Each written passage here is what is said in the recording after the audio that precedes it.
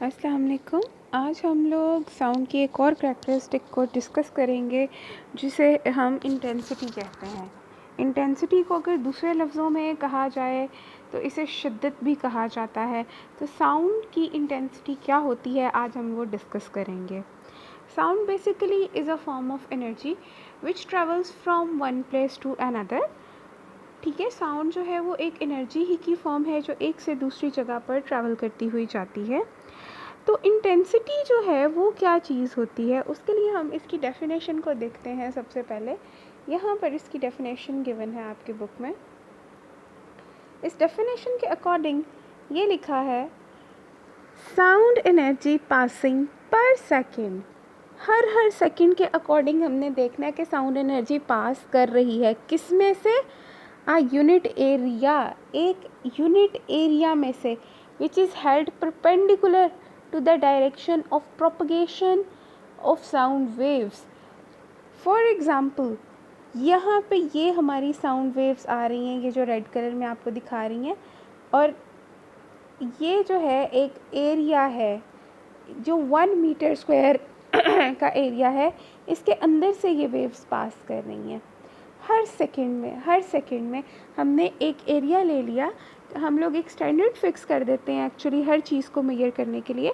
तो इंटेंसिटी को मेजर करने के लिए हमने ये स्टैंडर्ड फिक्स कर दिया कि 1 मीटर स्क्वायर का एक एरिया ले लिया, और हर सेकंड में से जितनी साउंड की एनर्जी पास करेगी वो हमारी उस साउंड की इंटेंसिटी हो जाएगी। तो इसकी डेफिनेशन में उसने यही बताया है कि sound energy passing per second, हर सेकेंड में जितनी साउंड एनर्जी पास करेगी थ्रू अ यूनिट एरिया, उस यूनिट एरिया में से held perpendicular to the direction of propagation of sound, जो कि साउंड वेव्स की प्रोपगेशन की डायरेक्शन के बिल्कुल परपेंडिकुलर रखा गया। परपेंडिकुलर मीन्स उसके बिल्कुल 90 डिग्री पे एंगल पे। अगर ये रेड कलर में ये साउंड वेव्स हैं तो एरिया जो है वो इस तरह से उनके सामने रखा होगा, इस तरह से, और इसके अंदर से ये वेव्स पास कर रही होंगी। ठीक है, और जितनी वेव्स पर सेकंड में पास करेंगी उसको हम लोग क्या कहेंगे, इंटेंसिटी ऑफ साउंड कह देंगे, यानी साउंड की शिद्दत इतनी ज़्यादा है। अच्छा, अब नेक्स्ट देखें, अंडरलाइन करना है ये paragraph. Intensity is a physical quantity. Intensity जो है वो एक फ़िज़िकल क्वांटिटी है जिसको हम लोग महसूस कर सकते हैं, फ़िज़िकल क्वांटिटी। ठीक है, और फ़िज़िकल क्वांटिटी वो भी होती है जिसे मेजर भी किया जा सकता है।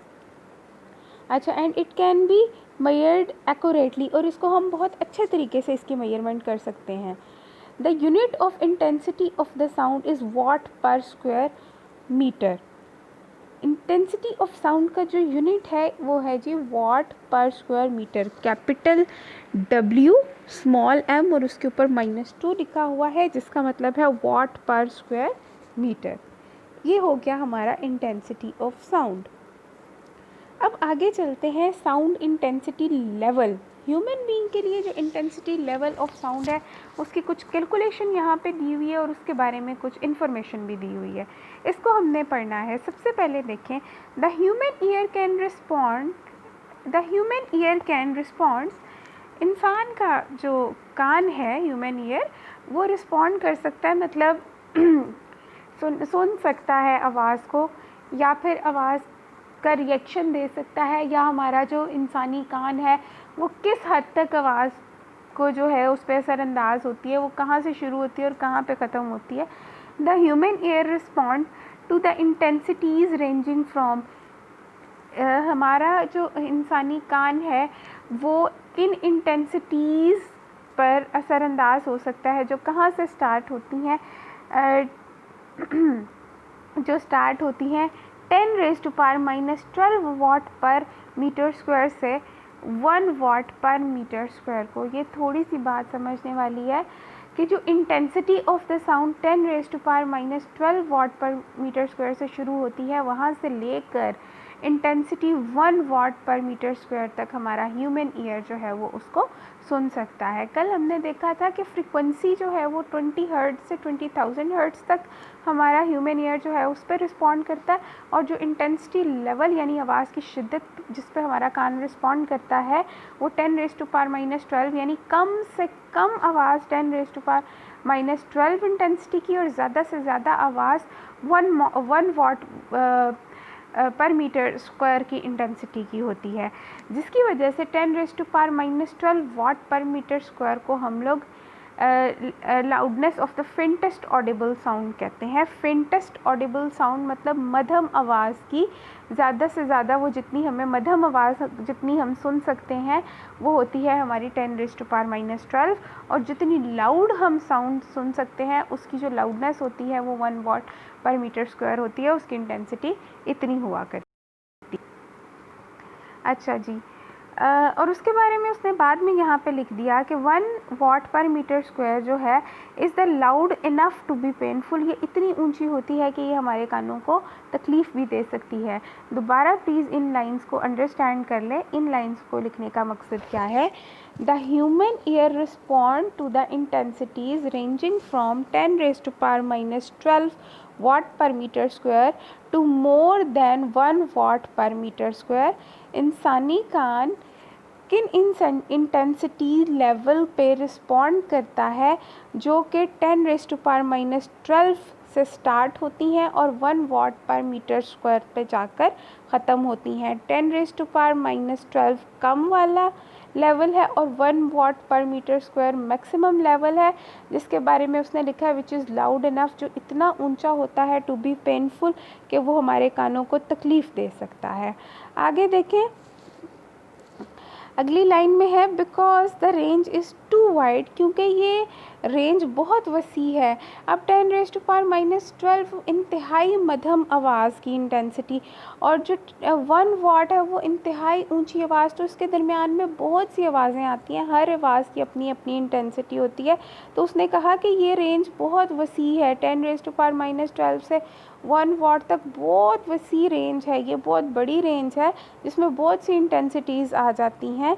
तो क्या हुआ कि intensities are scaled by the factors of 10, तो इसको हम 10 के फैक्टर्स में रिप्रेजेंट करते हैं, जैसे कि मैंने आपको दिखाया कि 10⁻⁻12 है, फिर इसके बाद किसी की इंटेंसिटी -11, फिर -9, इस तरह से आएगी। तो चूँकि ये बड़ी वाज़ेह किस्म की रेंज है, इसको हम 10 के फैक्टर से हमेशा हमेशा रिप्रेजेंट करते हैं।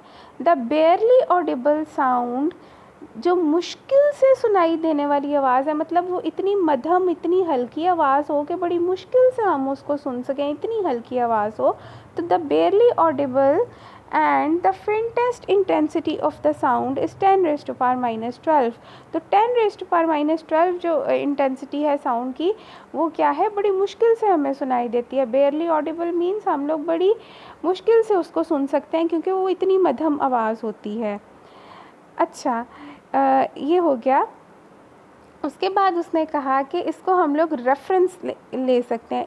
10⁻⁻12 watt per metre square is taken as reference intensity, इसको हम रेफरेंस इंटेंसिटी भी लेते हैं। देखें, जैसे हमारा जो कोई स्केल है वो 0 से शुरू होता है, तो 0 को हम एक रेफरेंस लेवल कंसिडर करते हैं। इसी तरह से ये 0 लेवल ही है 10⁻⁻12, तो इसको हम एक रेफरेंस लेवल भी ले लेते हैं। Reference intensity called zero bel, और इसका नाम क्या रख दिया, ज़ीरो बेल। अब बेल क्यों इसका नाम रखा है, क्योंकि bel is a unit, bel जो है वो एक यूनिट है साउंड का, जिसको हमने unit named after Alexander Graham Bell, और ग्राहम बेल जो था उसके नाम की वजह से हम लोगों ने साउंड के इस यूनिट का नाम बेल रखा। ये सारी बातें हमें यहाँ से लेकर यहाँ तक वाले पैराग्राफ में लिखी हुई हैं। ये थोड़ी सी अंडरस्टैंडिंग इस पैराग्राफ की जो है वो करनी है, इसमें कुछ भी नहीं, बस सिर्फ उसने ये बताया है कि हमारा ह्यूमन ईयर जो है वो 10⁻⁻12 वाट पर मीटर स्क्वायर से 1 वाट पर मीटर स्क्वायर की इंटेंसिटी की आवाज़ जो है उस पर रिस्पॉन्ड कर सकता है। और 10⁻⁻12 को हम लोग एक रेफरेंस लेवल कहते हैं बिकॉज़ ये शुरू होने वाला लेवल है, ठीक है। और बेल इसके साथ इसलिए लगाया गया कि बेल जो होता है वो आवाज़ का एक यूनिट है, और इसका नाम बेल क्यों रखा गया, क्योंकि अलेक्जेंडर ग्राहम बेल की वजह से। उसके बाद जो अगली कैलकुलेशन है उसको हम लोग देख लेते हैं। यहाँ पर आपको दिख रहा है the loudness of the sound is directly proportional to the logarithm of intensity. किस लाइन में लिखा हुआ है, इन लाइंस में। यहाँ पर उसने लाउडनेस का और इंटेंसिटी का आपस में रिलेशनशिप ड्राइव करना बताया है।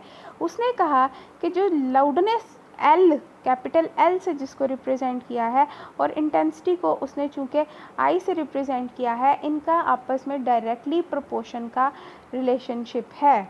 किस तरह से, ये देखें, इस फॉर्मूला में उसने बताया कि ये देखिएगा, ये जो साइन हम इस तरह से बनाते हैं ये डायरेक्टली प्रोपोर्शनल का साइन होता है।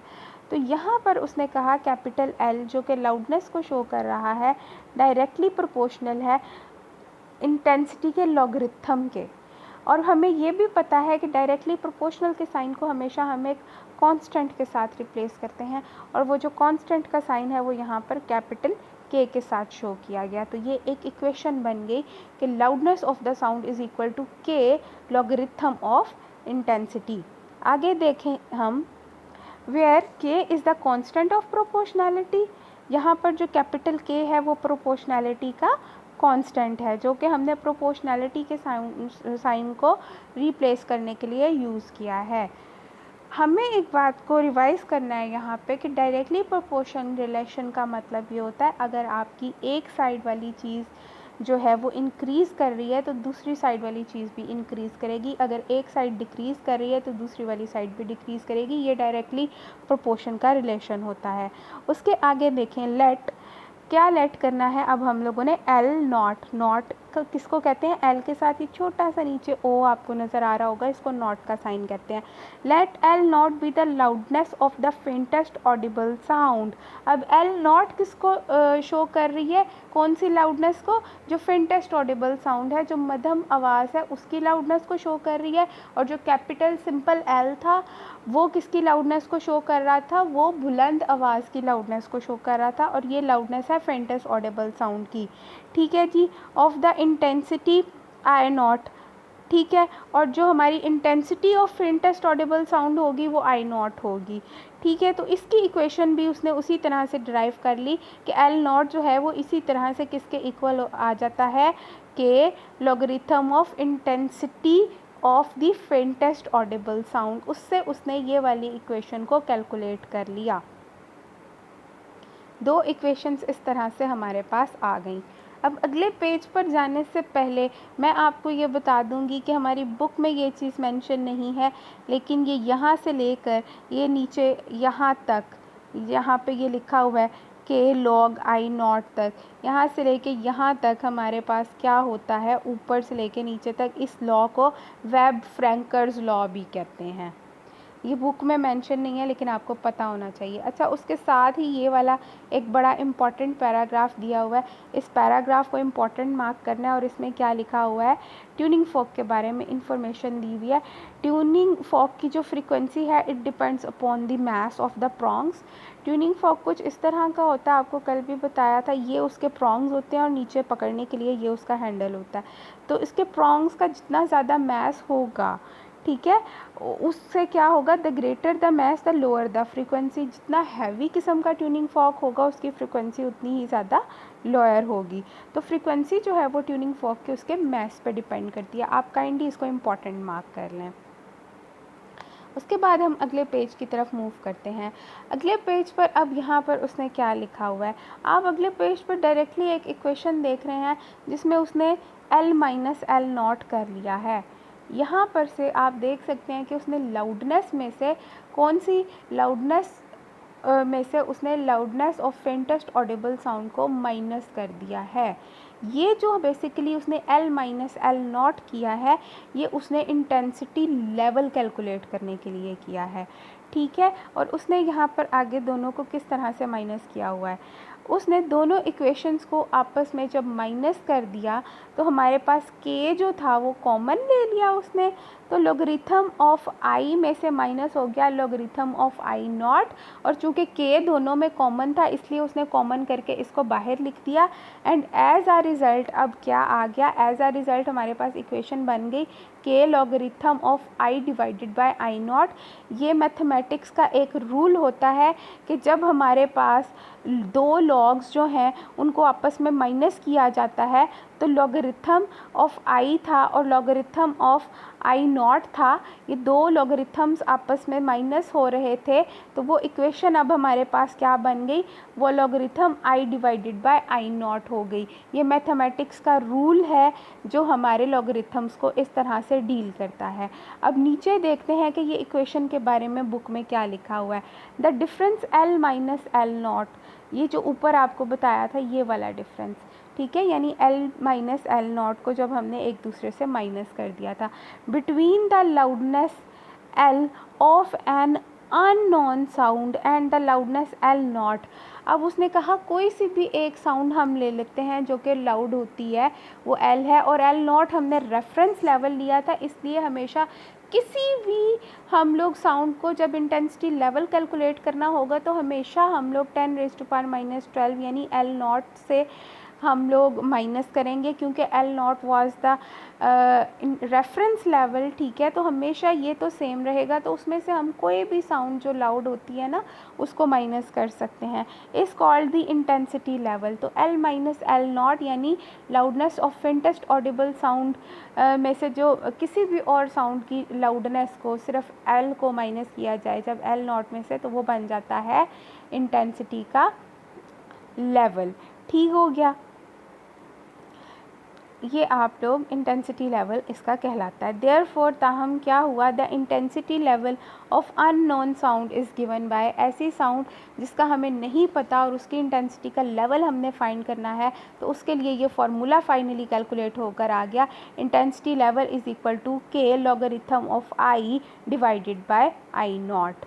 यहाँ पर ये फार्मूला आपके सामने आ गया, ठीक है, ऊपर वाली इक्वेशन से अब डायरेक्टली हमने यहाँ पर इसको पुट कर दिया है। अच्छा, अब यहाँ पे ये जो मैंने पैराग्राफ मार्क किया है, इस पैराग्राफ में कुछ समझने वाली चीज़ है, उसको हम ज़रा पढ़ के देखते हैं इसमें लिखा क्या हुआ है। द वैल्यू ऑफ के depends not only on the units of I and I not. के की जो कांस्टेंट है प्रोपोर्शनैलिटी का के, उसकी वैल्यू सिर्फ आई और आई नॉट के यूनिट्स पे डिपेंड नहीं करती, बट लेकिन also on the unit of intensity level, बल्कि इंटेंसिटी लेवल के यूनिट पे भी डिपेंड करती है। If intensity I of any unknown sound is 10 times greater than the intensity I not, अगर किसी भी साउंड की जो इंटेंसिटी है वो आई नॉट यानी फेंटेस्ट ऑडिबल साउंड जो कि 10⁻⁻12 है उससे 10 गुना बड़ी है, 10 टाइम्स बड़ी है, तो फिर क्या होता है, ठीक है, intensity of a faintest audible sound that is I is equal to 10 of I nought. I is equal to 10 of I nought का मतलब है कि आई नॉट जो है वो 10 गुना उससे बड़ी साउंड है उसकी, तो क्या होता है, the intensity level of such a sound is taken as unit called bel. अगर इस तरह से हो हमारे पास तो जो हमारे यूनिट बन जाता है वो बन जाता है बेल।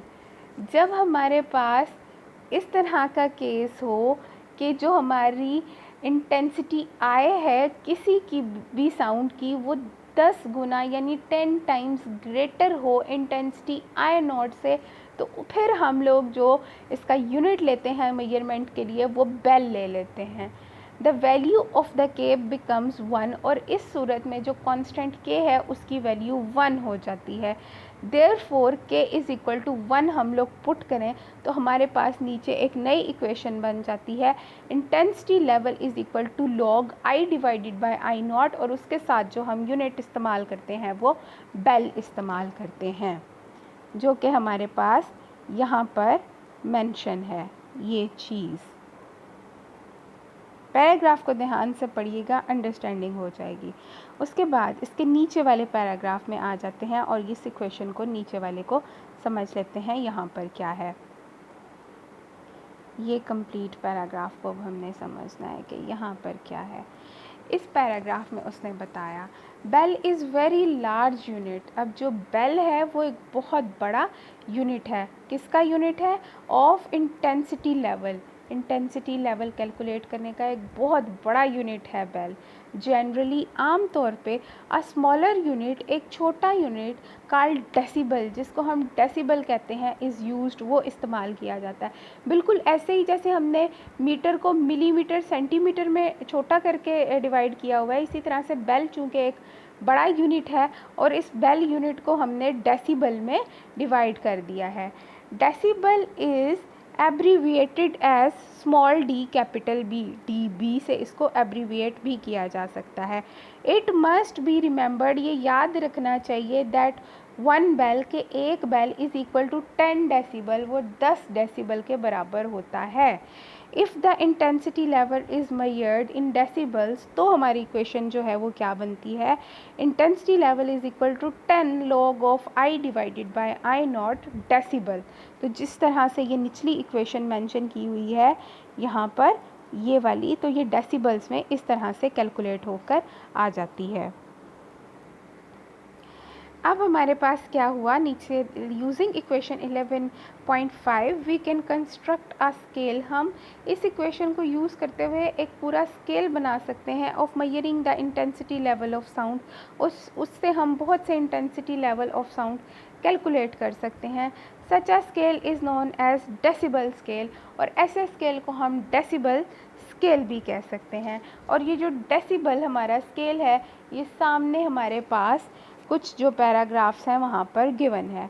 अब ये वाला जो टेबल 11.1 है, यहाँ पर आपको डिफरेंट किस्म की जो आवाज़ें हैं उनका इंटेंसिटी लेवल बताया गया है, ठीक है, और उनका डेसिबल लेवल भी बताया गया है। ये एमसीक्यूज़ और न्यूमेरिकल के लिए बहुत इंपॉर्टेंट वैल्यूज़ हैं, ये आपने याद करनी है, क्योंकि न्यूमेरिकल में यूजुअली ये वैल्यूज़ नहीं दी जाती, आप याद करके ख़ुद पुट करेंगी। और जो नीचे वाला यहाँ पर है, यहाँ पे भी जो वैल्यूज़ हैं वो आपको गिवन है। एम्पलीट्यूड किस साउंड का कितना और डेसिबल लेवल कितना है, वो काइंडली आप यहाँ से याद करेंगी। यहाँ पे अब दोबारा मैं इस टॉपिक के बारे में आपको एक ओवरव्यू एंड पे देती जाऊँगी कि इस टॉपिक में हमने साउंड की जो एक प्रॉपर्टी इंटेंसिटी थी उसको स्टडी किया, और हमने कहा कि एक यूनिट एरिया में से जितनी साउंड वेव्स गुजर जाती हैं 1 सेकंड में से, उसको हम इंटेंसिटी कहते हैं। इंटेंसिटी एक फ़िज़िकल क्वांटिटी है और उसका जो यूनिट है वो होता है हमारा वॉट पर स्क्वायर मीटर।